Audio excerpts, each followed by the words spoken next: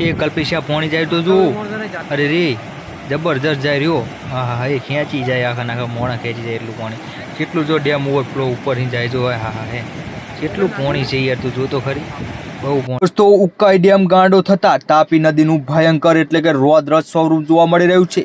જેમ કે ઉકાઈ ડેમમાં ઉપરવાસમાં ભારે વરસાદથી ફરી જેમ કે પાણીનો વધારો જોવા મળી રહ્યો છે.